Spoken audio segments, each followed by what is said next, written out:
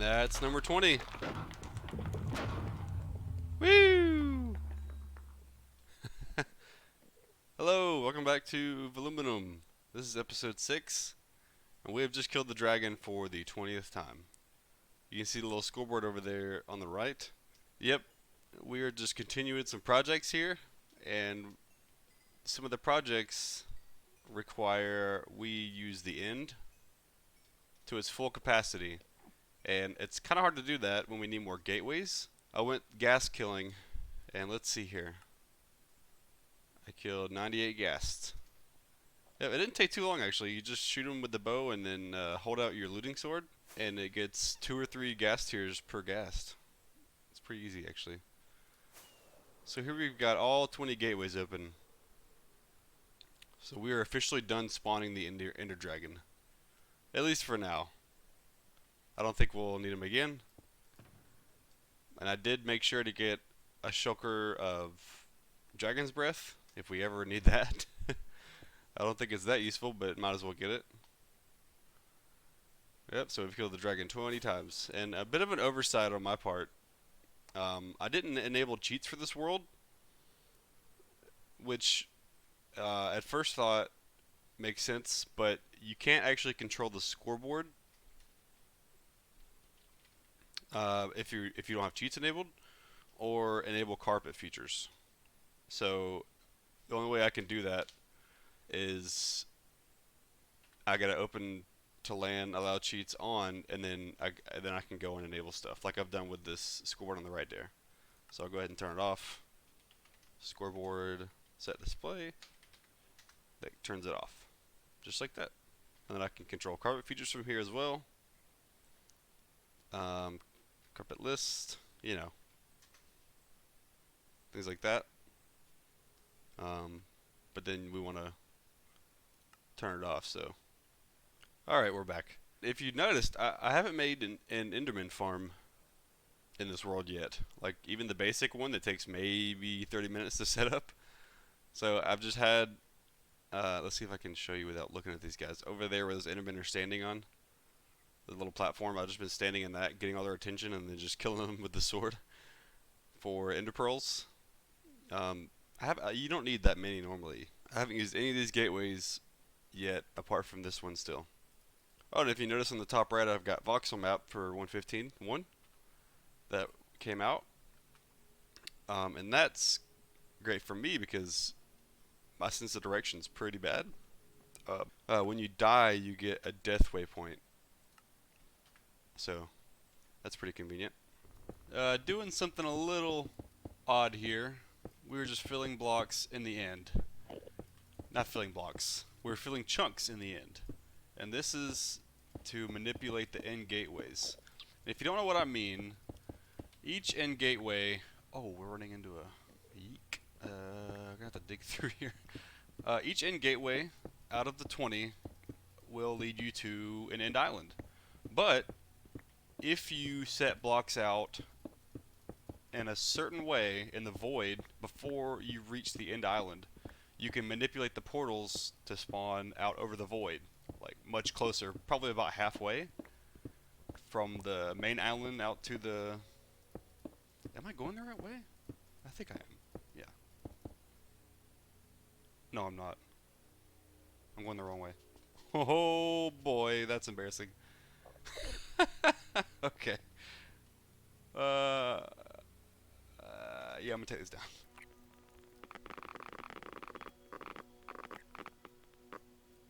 Okay. Now we'll be going the right way. This is gonna take just a little while to do, and these points here that I've got marked with the VoxelMap, with the VoxelMap mod, you can see I've already named them. That's the west, north, and east, and I'm doing the south right now. We're just doing the 4 cardinal direction gateways to void because they're the easiest to manipulate, and that'll give us 4 projects we can work on in complete void biome without having to remove any endstone at all. The first and probably main one I'm going to work on is a base for villagers in the end, to set up a villager breeder, a trading hall and maybe some farms. Actually, I think it'll just mainly be a villager breeder slash trading hall. But basically, I wanted to set these up. Oh, that's a ghost block. Oh, come on. There we go, got it. So I wanted to touch on something that I got from my last video. So I released 2 videos on Christmas week. And that was great. Mainly because episode 4 and 5 were basically they were originally one video and it was just too long, so I basically split them up and then did a little bit more recording for episode 5 to kind of round it out and to separate them as like separate videos and different topics on each one. I think they both turned out pretty good, even though they both came out only a few days apart. But episode 6 might be coming out, you know, at a normal pace, you know, like a week or 2 after episode 5, because I'm gonna take things a little bit slower, I think. Yeah, like I said, this is gonna be episode 6 when this comes out, and we already have 20 end gateways. We're pretty far along in terms of like progress, I think. You know, we still need to do some big things like Wither Skeleton Farm. But at the rate we're going at a pretty good pace, honestly. Like a lot of servers that I know of are, you know, around the pace that I'm trying to go right now. You know, they get things they get things set up and then going. And I think I'm just still in that same mindset because you know, I play on Ingenium still, which is my server, and that's how we go on there. We go like 100% full speed ahead and try to do everything as fast as possible. But I think for the single player world that I have here, this is my own. This goes as fast as I want it to. And I just think I'll take it a little bit slower, I think. I'll just, you know, try and leave one project up to 1 per episode, or, you know, 1 project per 2 episodes if it's a big project. Because I've completed quite a lot of things in the first 5 episodes I've done here, which is great. But it can kind of like throw some people off that are wanting to get invested in this series and even learn some about the game if I'm not explaining well, or if I'm just rushing through it. I'm not trying to rush through it. It's just that I'm kind of going at the pace I feel comfortable with. Mostly, there are still a lot of things I need to learn. Okay, so we're at 768 is the closest that we can a gateway can generate, I think. In this chunk here, you can see the chunks. So we get to 768. This is, what chunk is this? 0 and 48. I think we're good here. Is this the right one though? Kind of worried right now. This should be good. Okay, just in case, there needs to be some endstone at Y30. So we need to go into this chunk a little bit. It's one of these 2 here. You have to go into these 4 chunks or these 4 chunks. So let's go into these. Try it.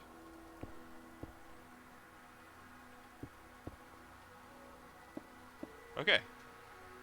Importal should generate above one of these endstones here. So let's get this off of here and fly back to the main island. Woo! Alright. Now if we go through this portal, let's make ourselves a little platform here. If we go through this, we should end up somewhere in the void here. Yes! Woo! Perfect. Got it. So I'm just going to pillar up here. Let's get up here, and this will be South Void Gateway. And I want to keep them all green color. Yeah. This will be pretty cool. Now I've got to take down all of this, so we don't have any spawns down here, and it is actually a void gateway. Okay, we are out of the end and back over here in the starting area. A lot has changed over here. I've had a lot of time to work on some things and not as much time to record, so there's been a lot of progress since the last time I was able to record over here in the starting area. So we've added some things and taken away some things. So at first glance, what's pretty obvious is the sugarcane and carrot river that was here is now gone. I just took that away to kind of clean up the area because we now have a more permanent crop farm. The sugarcane farm we've had, the automatic one.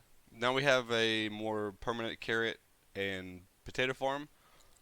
So I'll show you this tower first. This tower here is a wheat and beetroot tower, and this is like the most generic kind of crop farm that people used to make.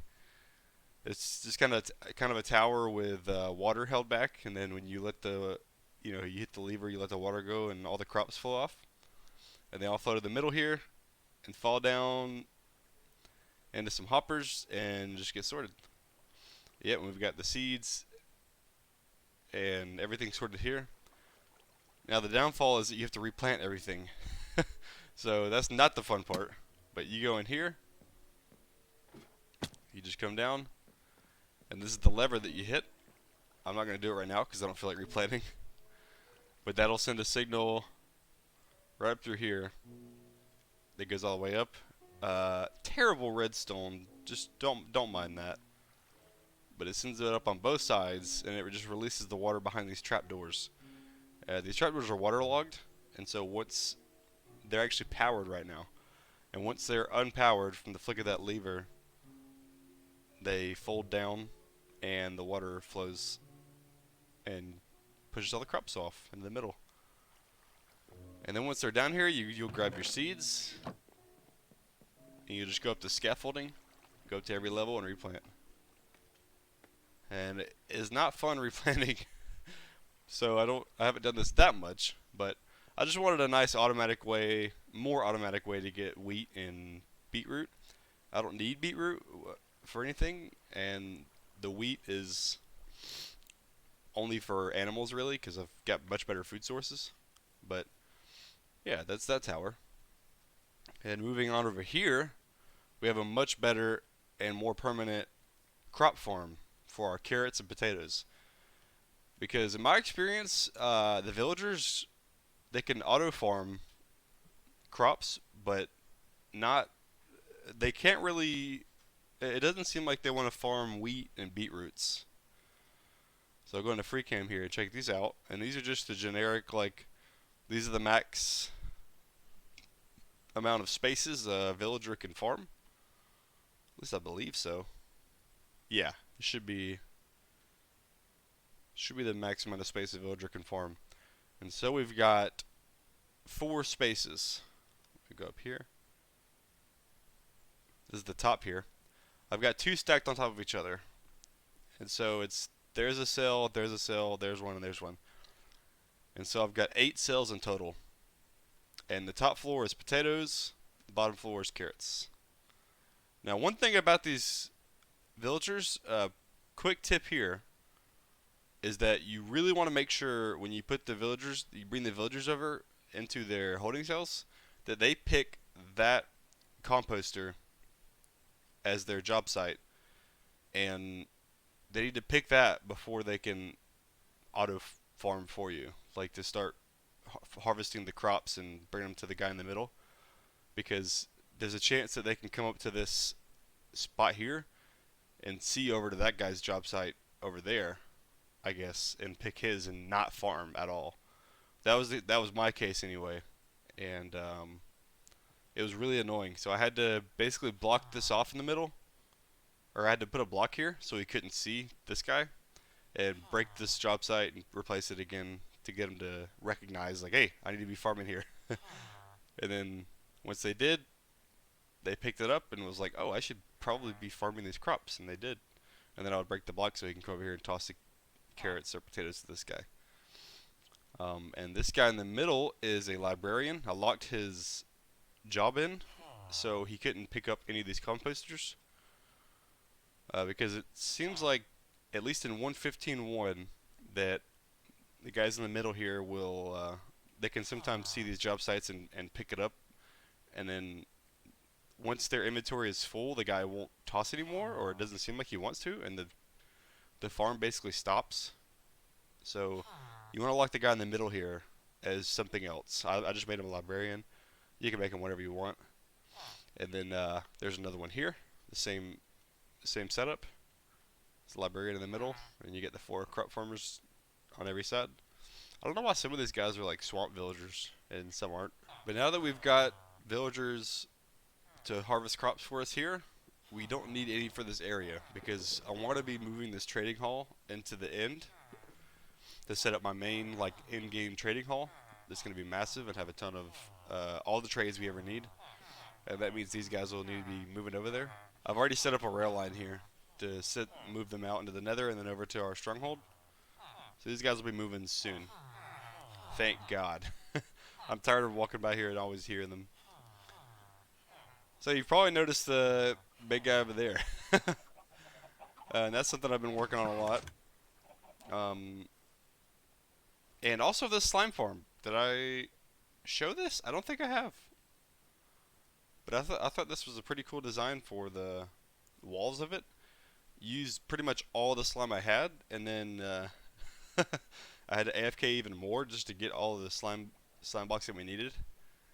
But as you can see, we should still be sitting pretty good. Yeah, I AFK'd a little bit more, and it's not super fast, but no, you know what? I take that back. It's actually pretty fast for one chunk. And if I AFK right there, it's just, this gives me more slime than I'll probably need ever. But anyways, let's go over here. And this is what I've been working on as of late. And I've got an idea for this area. What I want to do basically with this area is I have a statue of me there holding the pole. Or I have a statue of me there holding the witch farm. I think it looks okay. I didn't do like a 1:16 scale perfectly, for sure. I just kind of eyeballed it and then went with it. I think it looks okay. But anyways, so that's me there. And so for this area, I think since it's kind of bland here, what I'm going to do is have these ore blocks kind of set out in front of me. And when I say these, I mean the Overworld ore blocks. So you've got your coal, iron, redstone, lapis, etc. And the plan is to collect the ore in the Overworld from digs that I do. I want to collect them and store them in these ore blocks in front of me here, in front of my guy holding this here. This is kind of like my championship area that's going to be. So I'm going to collect the ores into these big ore blocks, and I'm going to have these silos on the side showing how far up we are to finishing this. And so for some of these, there's going to be 10 double chests like there is here. There's going to be less as the more rare the ores get. And then once we fill up all double the chest, the ring around the top is going to light up. And the top up here is made of glass. Oh, I missed it. There we go. This up here is made of glass. And it's still got the coal ore design. And the rest will be the exact same. They'll just be whatever type of ore they have. And they color glass. So once we've collected 10 double chests of coal ore, the top will light up here. And this will be a finished block. And it's just kind of like a personal goal. I think it'll be fun trying to collect all these. We'll have the same for iron, gold, redstone, lapis, emerald, and even diamond. There's going to be less and less for each one, obviously. I can't remember how many double chests. I want to say maybe a double chest or 2 for emerald and diamond. It's not going to be an easy task for the more rare ores. And I think iron and coal are 10 double chests each. So it's going to be simpler, but not as simple. But I think this is a fun idea. You let me know if it's a little bit silly or I don't know. I think it's a fun idea for single player because you need some goals. You definitely need goals in a single player world to kind of keep it interesting and keep it entertaining for you. And this is one of mine. So I mentioned this is going to be like the championship, like trophy area, basically. So I'm going to have all the ore blocks here, and I'll add some more things, like to show off how many dragon heads I've found from end city ships. Maybe like an end themed area to show off like maybe all the things I've done in the end, something like that. I think that'll be cool. Alright, after a very short time for you and a much longer time for me, and a lot more building, our overworld ore banks are done. And I know I called them ore, I just said ore blocks, but these are more like banks, is what I would think. Ore banks is the better term I think I'll use. So these are all done. This is all the overworld blocks, overworld ore blocks that we're going to get and collect from overworld perimeter mining and just digging in general in the overworld. And these are the goals we have. So on each side of these you can see there's 10 for the coal and iron, I believe. And I think there's 8 for gold. Yep. And then as we go on they get lower and lower. And I think they're proportionate.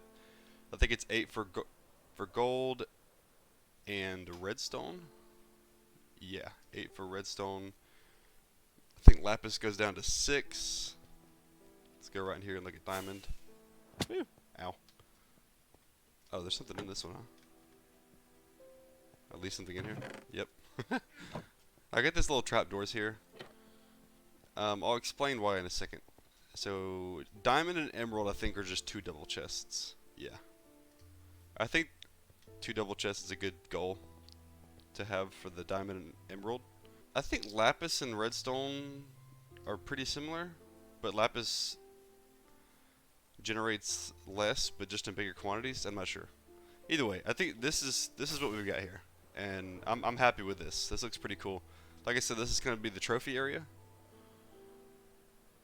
Okay, and the reason the trapdoors are beside there, I think this is a fun idea, but what's important about something like this too is how we're going to be storing things.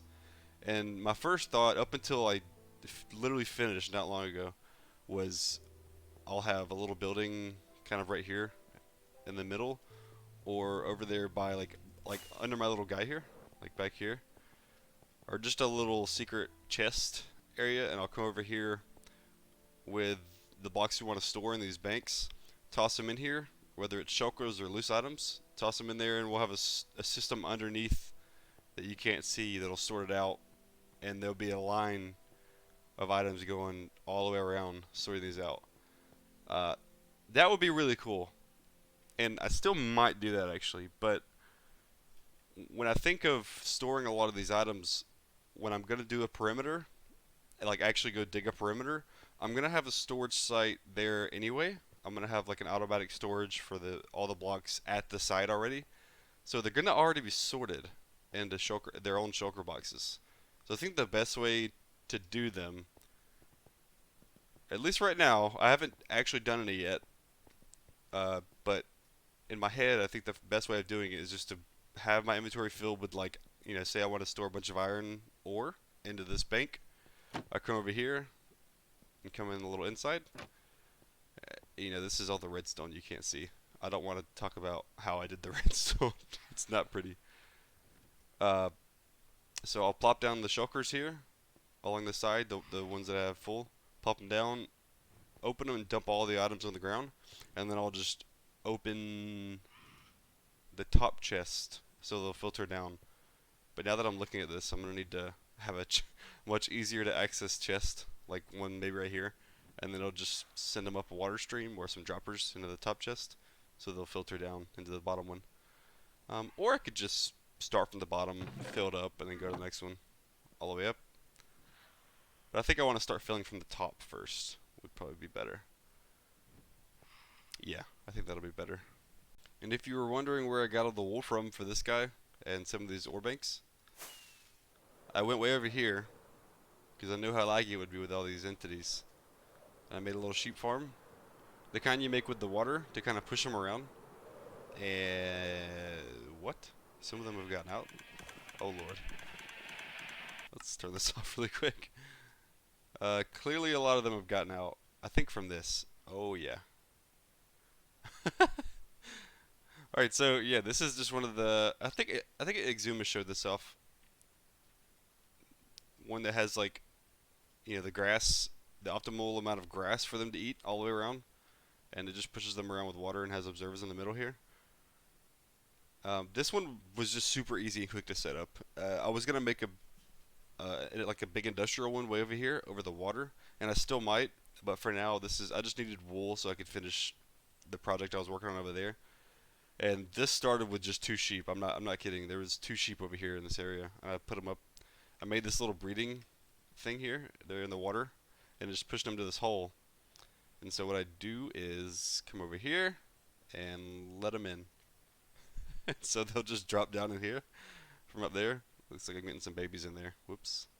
Oh well, this will be fun. I've got more than enough already. I think they're probably close to cramming to death in there at this point. Oh, that trapdoor's up. That's probably how they got out. Okay. Okay, I think that's... Oh no.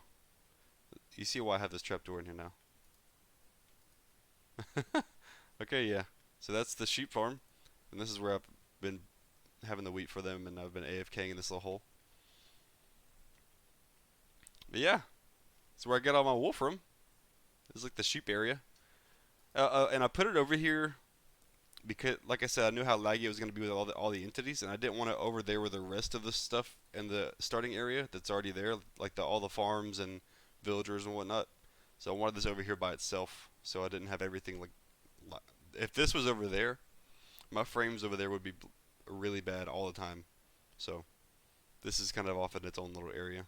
All right, now I've added some more things in the base here. I've added some villagers to trade with. I think there's 4 guys over there, 4 clerics, and over there we got 4 stonemasons. And these guys are a good way of getting rid of a lot of stone, diorite, and granite for quartz blocks, and some other things. So I got 4 of those guys in there and 4 of the clerics over there. And I also added this furnace array. I just covered the hoppers up with trapdoors. I actually don't like the way that looks now that I'm looking at this, but this works. I've just got it so far where I'll come over here with whatever I want to smelt, dump it in this little minecart, and then send it off, and it'll go. It's not super great, but it works, you know. It didn't take long to set up, and I've just got it powered up here. And I think I want a way to give these guys fuel too, because as of right now I'm manually filling each one up, and I'm also low on coal. Gotta go digging.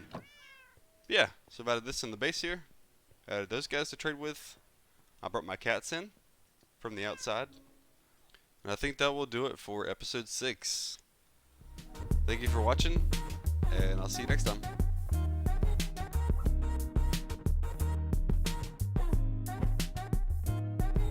I swear to God I wasn't born to fight. Maybe just a little bit, enough to make me sick of it. But I